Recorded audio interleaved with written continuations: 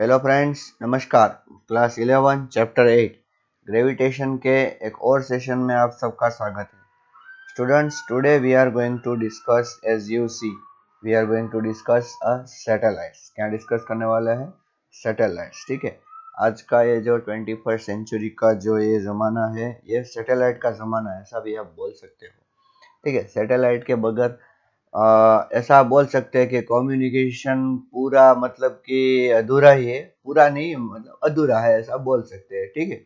वैसे अगर हम ऐसे बात करें तो बोल सकते हैं, लेकिन सेल्युलर फोन्स, डेटा स्पीड, ये सब किसकी वजह से है? सैटेलाइट्स की वजह से है। ठीक है। तो आइए स्टडी करते हैं आज हम सैटेलाइट। ओके। सैटेलाइट क्या है? सैटेलाइट सैटेलाइट का मतलब पहले क्या होता है? Satellite is an object moving around moving around another object. Okay. बहुत सिंपल डेफिनेशन। अच्छा, एक लड़का लड़की के आगे पीछे चक्कर लगा रहा है तो क्या वो सैटेलाइट है?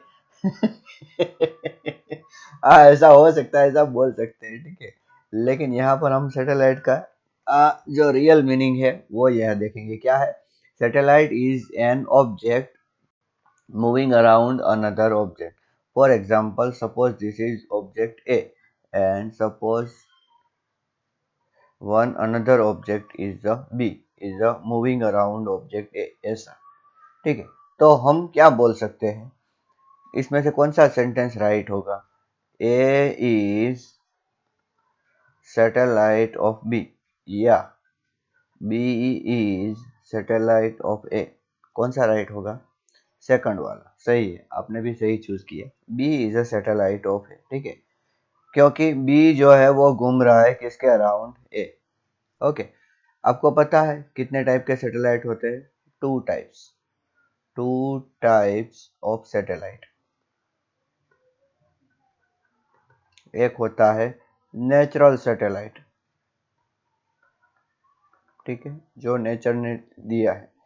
ठीक है। और दूसरा जो होता है वो artificial artificial satellite. Natural satellite पता है हमारा कौन है? Moon. Moon is a natural satellite of earth. बोल सकते हैं ना? चलो लिखो। क्या? Moon is natural satellite of earth. Satellite of earth. Okay. उसको रिवॉल्यूशन का टाइम कितना है एक रिवॉल्यूशन कंप्लीट करने का? 27.3 डेज। ठीक है। और अगर रोटेशन की बात करें, ये बहुत ही क्या है, इंटरेस्टिंग है कि वो भी नियरली कितना है? 27.3 डेज। रोटेशन रिवॉल्यूशन में फर्क पता है ना बच्चों? Revolution around earth and rotation around its own axis, मतलब कि वहां पे भी दिन रात हो सकते हैं, ऐसा।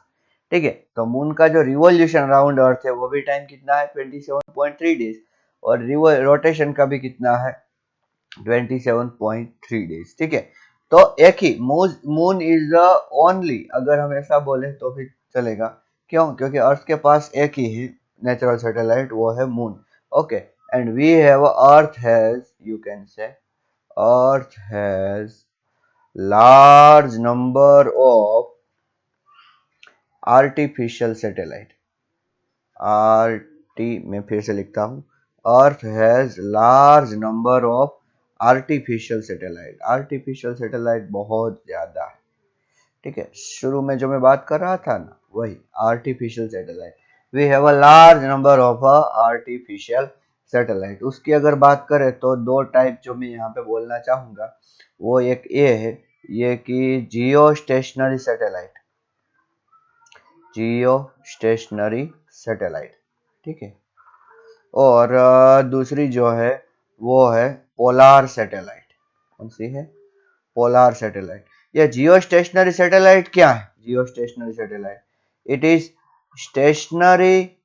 स्टेशनरी, जियो का मतलब earth, stationary with respect to earth. बच्चों, मैं क्या बोल रहा हूं? हमारी ये अर्थ है, सोचो। ठीक है। ये है उसकी एक्सिस ऑफ रोटेशन और सोचो कि वो ऐसे घूम रही है, तो वो जो सैटेलाइट होगा ना बच्चों, वो भी ऐसे ही घूमेगा, ऐसे।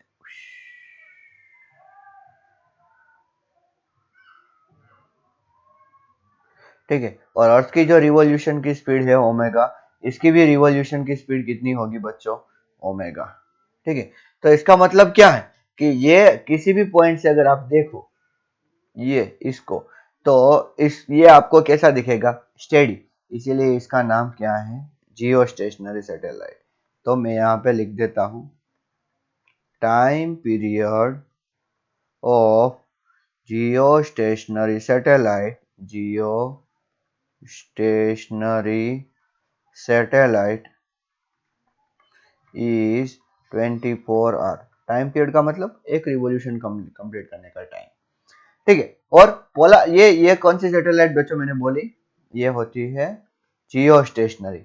और पोलर सैटेलाइट जो पोल के इर्द गिर्द ऐसे घूमती है, कुछ कुछ कुछ कुछ। ठीक है, एक चीज आपने शायद नोटिस की होगी कि इसका डिस्टेंस बहुत ज्यादा है। कितना है बच्चों पता है, नियरली 36,000 किलोमीटर।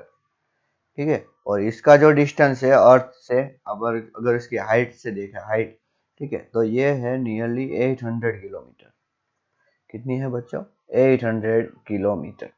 ठीक है, और ये बहुत ज्यादा है। कितना, 36,000। क्यों, क्योंकि इसको अर्थ के जो रोटेशन मोशन के टाइम पीरियड के अकॉर्डिंग घूमना है ना जियो स्टेशनरी को, इसीलिए। तो ये जो सैटेलाइट घूम रही है ऐसे ऐसे, तो ये कौन सी सैटेलाइट है बच्चों, this is a polar satellite. Okay, what you can say, polar satellite, polar satellite is moving in north south plane. ठीक है, नॉर्थ साउथ प्लेन मतलब कि ऐसे ऐसे ऐसे ऐसे घूमती है। ठीक है, और ये ईस्ट वेस्ट प्लेन में, कौन सी, जियो स्टेशनरी सैटेलाइट। ठीक है, एक बात अगर मैं पोलर सैटेलाइट की बात करूं बच्चों, तो पोलर सैटेलाइट का टाइम पीरियड बहुत कम होता है। Polar satellite, polar satellite completes one revolution in 100 minute. 100 minute मतलब कि आप कितना बोल सकते हो, 1 hour and 40 minute, 1 hour and 40 minute. उसमें वो एक अपना रिवॉल्यूशन कंप्लीट करेगी। लेकिन जब वो दूसरा रिवॉल्यूशन कंप्लीट करेगी ना, तब तक अर्थ थोड़ा सा रोटेट कर चुकी होगी। क्या आपको समझ में आ रहा है, हाँ, तो इसका मतलब जब वो दूसरा रिवॉल्यूशन रोटेट करेगी, तब अर्थ का दूसरा पार्ट देखेगी। ठीक है, तो इसका मतलब क्या है, in every revolution, in every revolution, polar satellite scan different strip। ठीक है, मैं जो ये अर्थ है, ठीक है, मैं इसको एक स्ट्रिप बोलता हूँ। ठीक है, थोड़ी देर के बाद दूसरी स्ट्रिप, वो उसी जगह पर, वो तो उसी जगह पर होगी, लेकिन हमारी अर्थ ऐसे रोटेट कर रही है ना, तो दूसरी स्ट्रिप आ जाएगी ना, ऐसे। In every revolution, polar satellites scan different strip of Earth. Different strip of Earth. Okay. Therefore, what we can say? Therefore, in a day, polar satellite, polar satellite scan whole Earth. Can scan whole earth many times, मतलब कि पूरी अर्थ को देख सकती है बहुत बार एक ही दिन में। ठीक है, इसका यूज बहुत सारी जगह पर होता है बच्चों। पोल जैसी जगह पर हम जा नहीं सकते, लेकिन वहां की इंफॉर्मेशन अगर लानी है तो ये पोलर सैटेलाइट आपको दे सकती है। ठीक है, समझ में आया कि नहीं। तो बच्चों ये दो टाइप की जो सैटेलाइट होती है, कौन सी है, पोलर सैटेलाइट, और दूसरी कौन सी है, जियो स्टेशनरी। जीपीएस आपने सुना होगा, जीपीएस आप बहुत यूज करते हो। ठीक है, जीपीएस जियो स्टेशनरी सैटेलाइट का जो एप्लीकेशन है वो ये है, और इसका जो है वो है वेदर फोरकास्टिंग। किसका, ये है। और इसका फिर हम ऐसा बोल सकते हैं कि सिक्योरिटी पर्पस के लिए, फिर रेडियो मोबाइल कम्युनिकेशन के लिए, इन सब के लिए पोलर सैटेलाइट्स यूज होती है। ठीक है, ओके। चलिए अब देखते हैं थोड़ा सा इसका एनालिसिस कि कितना टाइम पीरियड क्या है, एनर्जी सब क्या होता है, ये सब देखते हैं। ठीक है, ये सब देखते हैं। ठीक है, ओके चलिए। अभी देखो, मैं यहाँ पर अर्थ ले रहा हूँ। क्या ले रहा हूँ? अर्थ। और ये है रेडियस ऑफ अर्थ। और यहाँ पर, ठीक है, इतनी हाइट पर, हाइट तो आप कहाँ से भी मेजर कर सकते हो। ओके, कंफ्यूज मत हो। तो यहाँ से ऐसे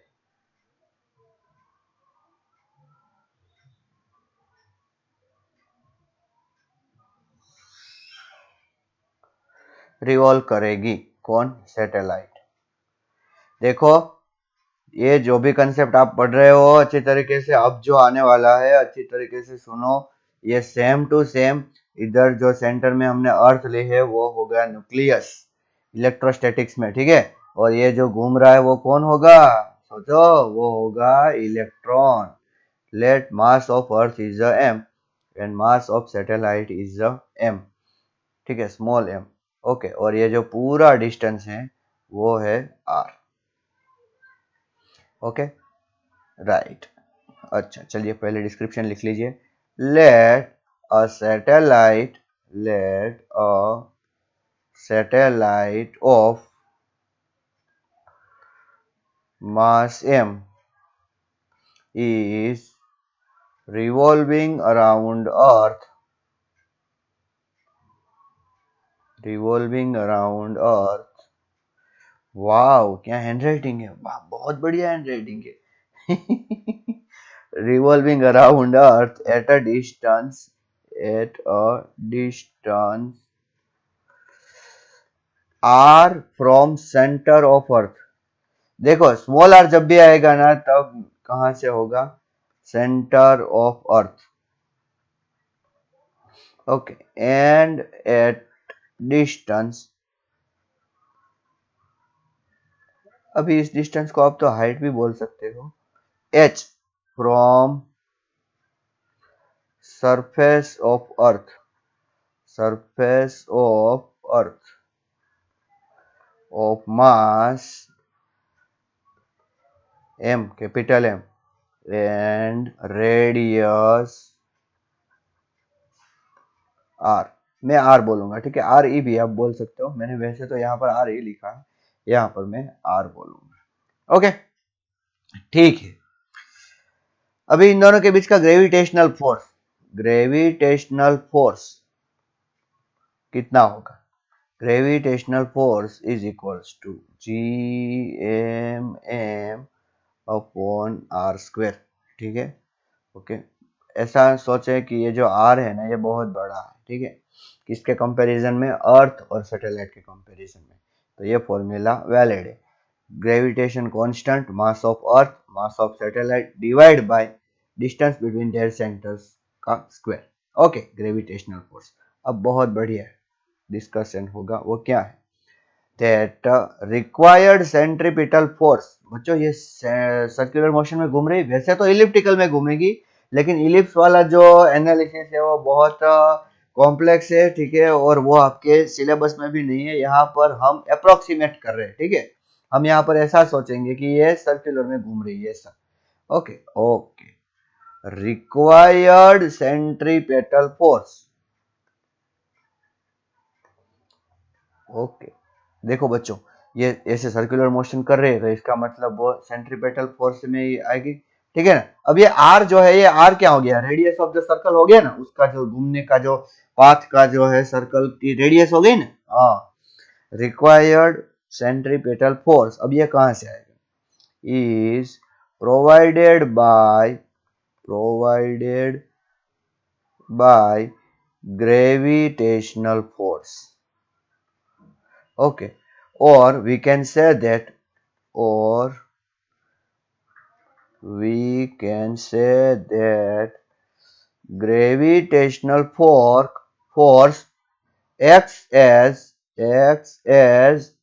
centripetal force। बच्चों, ग्रेविटेशनल फोर्स कैसे फोर्स की तरह बिहेव कर रहा है? Centripetal force, centripetal force centre की ओर लगता है, ये भी वैसे ही लगता है, तो हम इसको ऐसा इक्वेट कर सकते हैं क्या?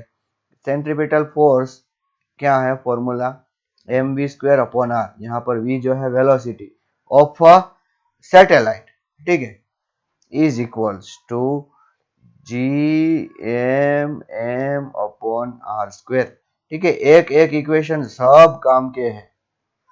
अच्छा, यहाँ पर से क्या आप कुछ कट कर सकते हो? देखो m कट हो गया और r कट हो गया, therefore v² is equals to what? gm upon r बोल सकते हैं। हाँ, therefore what is v?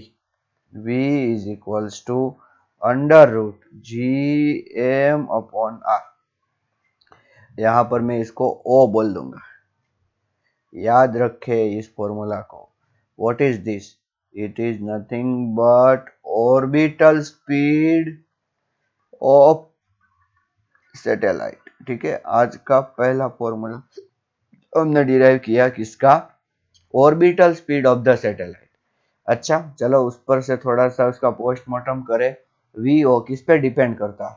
VO depends on, पहले तो किस पे डिपेंड करेगा? मास ऑफ अर्थ। याद रहे कि वो अपने मास पे डिपेंड नहीं कर रहा, देखो यहाँ पर स्मॉल m नहीं है, ओके। और दूसरा किस पे डिपेंड करेगा? Distance from centre of earth, distance from centre of earth. Earth से सेंटर से अगर ज्यादा डिस्टेंस होगा तो वीओ कम होगा, ऑर्बिटल वेलोसिटी कम होगी, धीरे धीरे रोटेट करेगी, ठीक है ना। और अगर डिस्टेंस कम होगा तो फास्ट रोटेट करेगी, ठीक है। अभी ये वीओ डिपेंड्स ऑन आया ना, अब बात करते हैं does not depend on. Does not depend on किस पे डिपेंड नहीं करता? इट्स ऑन मास, ठीक है। कई बार ऐसा क्वेश्चन आता है कि दो सैटेलाइट है, एक का मास m और दूसरे का मास 2m, ठीक है, तो किसकी ऑर्बिटल स्पीड ज्यादा? अरे दोनों की सेम है बच्चों, एक ही डिस्टेंस पे अगर है तो। ठीक है, समझ में आया अच्छे तरीके से आपको?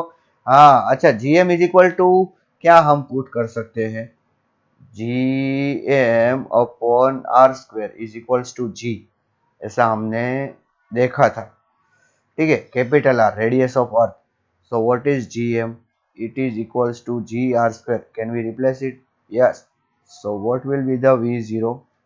Not v0, vo, gr square upon r आएगा, ओके। तो क्या होगा? r under root g upon r, ये हो गया ऑर्बिटल वेलोसिटी का फॉर्मूला। समझ में आया अच्छी तरीके से? देखिए gr² मैंने यहाँ पे लिखा, यहाँ ऐसा आ गया, ओके, ठीक है। चलिए, तो एक ऐसा फॉर्मूला भी बन सकता है, ऐसा मैंने बोला। तो हमने पहले किसका डिस्कशन किया? ऑर्बिटल स्पीड का, okay. Orbital speed, orbital speed can also define as distance covered, as a distance covered नहीं, as a ratio of distance covered to time taken, ठीक है। तो एक पहले मैं आपको बात बोल दूं, पहले मैं डिफाइन करता हूं टाइम पीरियड को। किसको डिफाइन कर देता हूं? Time period. टाइम पीरियड का जो सिंबल है वो है टी, ठीक है। So what is time period? It is time taken by satellite, time taken by satellite to complete one revolution, okay. एक रिवॉल्यूशन कंप्लीट करने में, अभी सोचो एक रिवॉल्यूशन कंप्लीट किया, ठीक है, और ये कितना है? आर, ठीक है। तो एक रिवॉल्यूशन यहां से शुरू किया, और कंप्लीट करते करते करते करते करते करते करते वहां पर आ गए। ओके, तो यहां पर अगर मैं आपको बोलूं therefore distance covered, distance covered in one revolution, एक रिवॉल्यूशन में कितना डिस्टेंस कवर किया होगा। देखो बच्चों कितना डिस्टेंस, डिस्प्लेसमेंट की बात नहीं कर रहा हूं, डिस्टेंस की बात कर रहा हूं। 2πr होगा। ठीक है, याद रखना अच्छी तरीके से। therefore what we can say, vo is equals to 2πr upon t। देखो बच्चों ये हो गया ऑर्बिटल स्पीड का एक और फॉर्मूला, इससे भी आप फाइंड कर सकते हो। ठीक है, ओके चलिए अब एक दूसरी बात। therefore what we can say, 2πr upon t is equals to under root gm upon r, ऐसा मिला। therefore what we can say, 2πr upon t, ठीक है, उसका मैं स्क्वायर कर देता हूं, तो यहां पर हमें क्या मिलेगा, gm अपॉन r मिलेगा। ओके चलिए और एनालिसिस करते हैं। 4π² r square divided by t square is equals to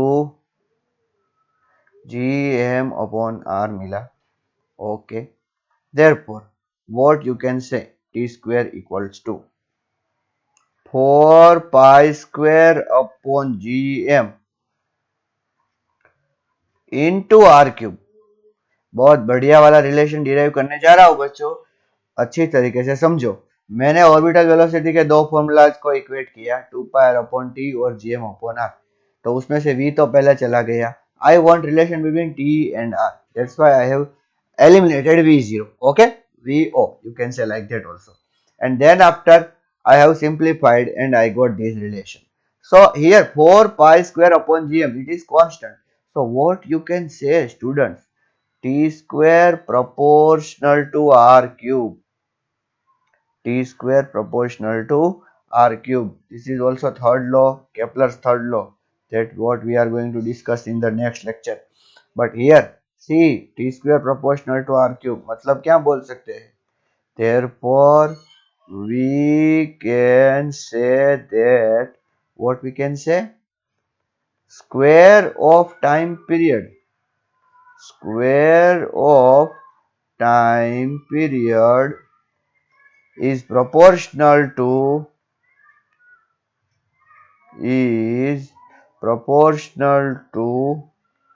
cube of radius। Okay, ये बहुत बड़ा रिजल्ट है बच्चों। अच्छा, इस प्रोपोर्शनलिटी साइन को थोड़ा और अगर हमें यूज करना है एग्जांपल्स के लिए, तो सोचो कि एक का टाइम पीरियड t1 दिया है, दूसरे का t2 दिया है, एक की रेडियस r1 और दूसरे की रेडियस को हमें फाइंड करना है, तो डायरेक्टली ऐसा नहीं लिख सकते। यहाँ पर आपको क्या करना होगा, स्क्वायर, और यहाँ पर आपको क्या करना होगा, क्यूब। ठीक है, मेरी बात मानो बच्चों, 100% इसके ऊपर एग्जांपल्स आएंगे ही आएंगे। ठीक है, बोर्ड हो या जेडबल नीट हो, ठीक है, इसके ऊपर के एग्जांपल बहुत बार आते हैं। T square proportional to r cube. ठीक है, समझ में आया अच्छी तरीके से आपको। ऑर्बिटल वेलोसिटी का फॉर्मूला, ऑर्बिटल वेलोसिटी का दूसरा फॉर्मूला, और फिर टाइम और रेडियस, उन दोनों के बीच का रिलेशन। ठीक है, समझ में आया कि नहीं। अच्छा, अब देखो, let kinetic energy of satellite is Ke। Okay, potential energy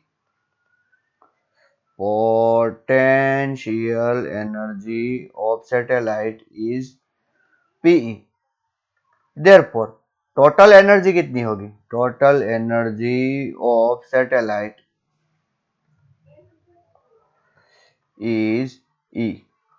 ठीक है, कहने का मतलब क्या है कि E is equals to kinetic energy plus potential energy. ठीक है, आप E कॉमन निकाल के कट मत कर दो। अच्छा, काइनेटिक एनर्जी का formula half M we square, VO। ठीक है, भूलना मत।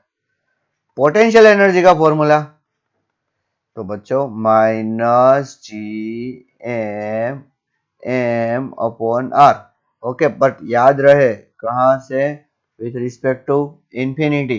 पोटेंशियल एनर्जी डिफाइन नहीं है, change in potential energy define है। हाँ, तो ये जो फॉर्मूला है ये कौन सा है, विथ रिस्पेक्ट टू इंफिनिटी, जहां पर पोटेंशियल एनर्जी हमने कितनी मानी है, 0। याद रहे, ठीक है। माइनस जी पहला मास, दूसरा मास, ये जो स्मॉल एम है ये मास ऑफ सैटेलाइट है, ये बड़ा मास है ये मास ऑफ अर्थ है। ओके, ठीक है। अभी हम क्या बोल सकते हैं, therefore E is equals to half M we zero square minus G M M upon r. पहले तो ये फॉर्मूला कभी कभी काम आ सकता है, इसको अच्छी तरीके से नोट कीजिए। अब थोड़ा सा मैजिक देखिए, मैजिक देखिए मतलब कि थोड़ा सिंप्लीफिकेशन देखिए। काइनेटिक एनर्जी का formula half M we zero square है। अभी वी जीरो का फॉर्मूला क्या था, under root G M upon r. याद कीजिए, कैपिटल एम था, ठीक है, और उसका क्या करना है, स्क्वायर। ओके, चलिए इसको अगर हम करें तो क्या मिलेगा, half G M M upon r. कैसे, अब ये सोचना आपका काम है, ठीक है। देयरफॉर टोटल एनर्जी कैसे आएगी, देखो अच्छी तरीके से कितना मिला, देखो G M M upon two R minus G M M upon R. So what is the answer, see carefully.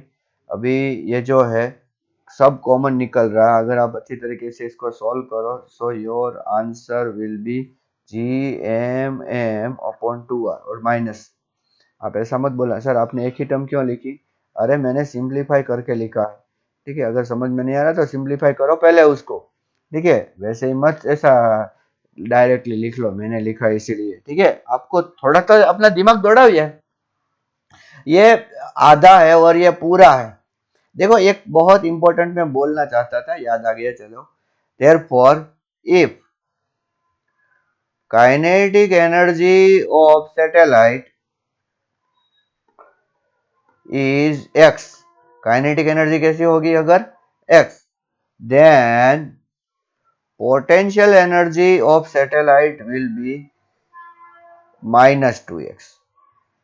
देखो अच्छी तरीके से देखो, समझ में नहीं आ रहा है तो देखो, ये half M we zero square है ना, मैं उसको इक्वल टू क्या कर देता हूँ, G M M upon two R. देखो ये हमें अभी मिला ना, तो देखो अगर मैं इसको x मानता हूँ बच्चों, ठीक है, इसको मैं क्या मानता हूँ x, तो इसको चलो 2 के साथ मल्टीप्लाई करो, तो 2 के साथ जब मल्टीप्लाई करोगे तो ये चला जाएगा, और यहाँ तो 2 के साथ मल्टीप्लाई किया ना 2x, ओके, और फिर माइनस लगा दो, तो जो माइनस लगाओगे तो minus G M M upon R, minus G M M upon R, वो क्या मिली, पोटेंशियल एनर्जी मिली। और ये जो फाइनल वाली मिली वो ये भी मिली। तो कहने का मतलब क्या है कि देखो ये जो है पूरा, ये क्या है x प्लस ये जो है पूरा, ये क्या है -2x। समझ में आया ना, काइनेटिक एनर्जी कम होगी, पोटेंशियल एनर्जी ज्यादा होगी। Therefore total energy E equals to क्या होता है बच्चों, अभी थोड़ी देर पहले मैंने लिखा, काइनेटिक प्लस पोटेंशियल। काइनेटिक कितनी x प्लस पोटेंशियल कितनी -2x। So what is the answer, x -2x कितना होगा बच्चों, -x नहीं होगा। सो टोटल एनर्जी कितनी होगी, -x, ठीक है। नेगेटिव साइन क्या इंप्लाई करता है बच्चों, पहले भी हमने बोला था, negative sign implies that satellite is get binded with earth, okay, by gravitation force of attraction की वजह से उसके साथ बंधी हुई है, ठीक है। अच्छा चलो बच्चों, अगर आपको मैं पूछूं what is escape energy of satellite, तो क्या होगा, देयरफॉर ई एस्केप, मैंने एस्केप एनर्जी के कंसेप्ट में लिखा था कि नेगेटिव ऑफ ई टोटल, क्योंकि ई टोटल आपको जीरो करनी है इसीलिए। तो नेगेटिव ऑफ ई टोटल मतलब यहाँ पर नेगेटिव ऑफ ई टोटल कितनी है, G M M upon 2 R है ना, तो ये माइनस माइनस को हटाओ, so what is the answer, G M M upon 2 R. ये क्या हो गया बच्चों, ई एस्केप किसकी, for satellite at height H. अब यहां पर सारी जगह पर स्मॉल आर इक्वल टू क्या लिख सकते हो, we can write R equals to R plus H, कभी भी हम लिख सकते हैं ऐसा।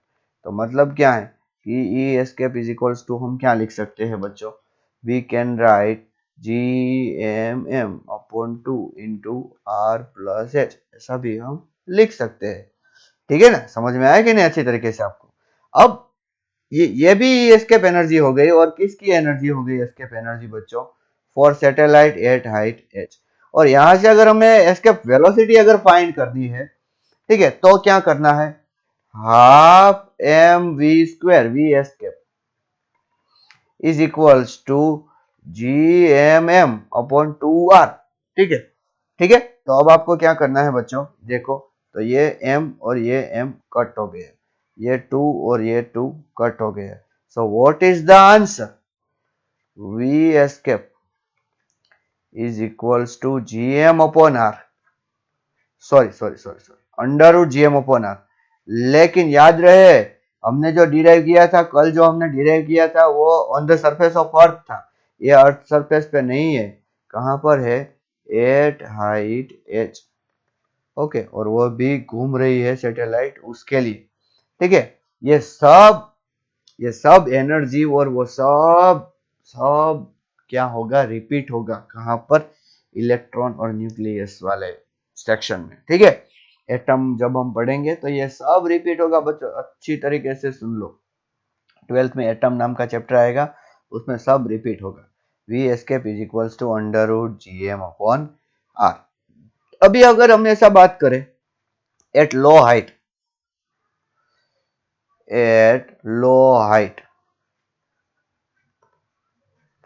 तो h will be much less than r, and ये क्या इंप्लाइज करेगा कि h plus R nearly equals to r।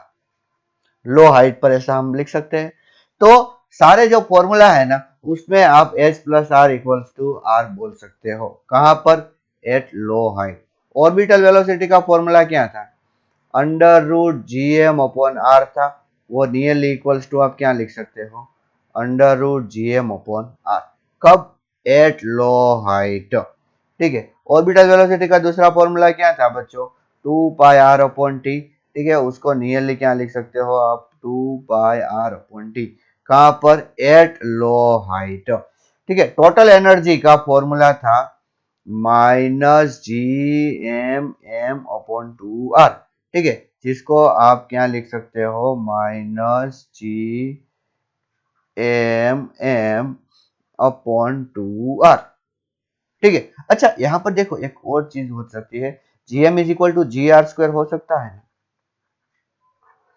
और डिवाइडेड बाय 2 आर। तो क्या मिला,